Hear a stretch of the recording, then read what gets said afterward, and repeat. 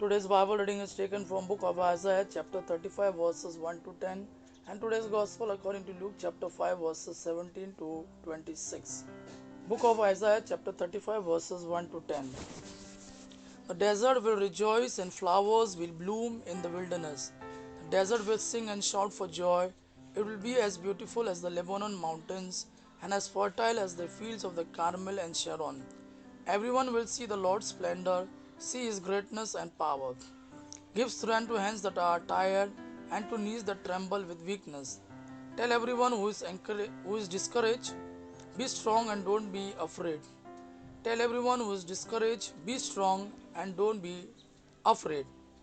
God is coming to your rescue, coming to punish your enemies. The blind will be able to see and the deaf will hear.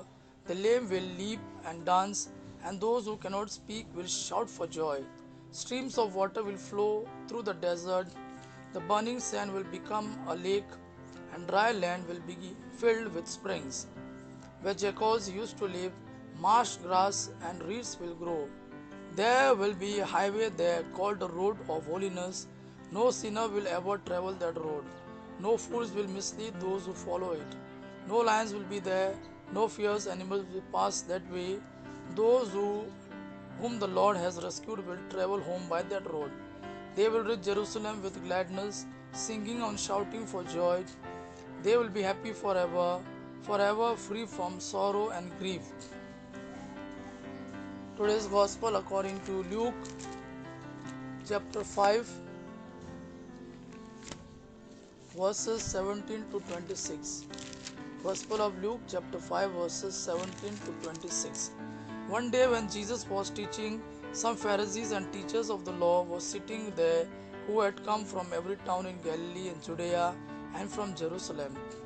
The power of the Lord was present for Jesus to heal the sick.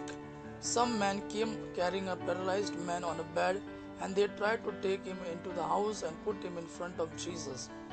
Because of the crowd, however, they could find no way to take him in. So they carried him up on the roof, made an opening in the tiles, and let him down on his bed into the middle of the group in front of Jesus. When Jesus saw how much faith they had, he said to the man, "Your sins are forgiven, my friend." The teachers of the law and the Pharisees began to say to themselves, "Who is this man who speaks such blasphemy?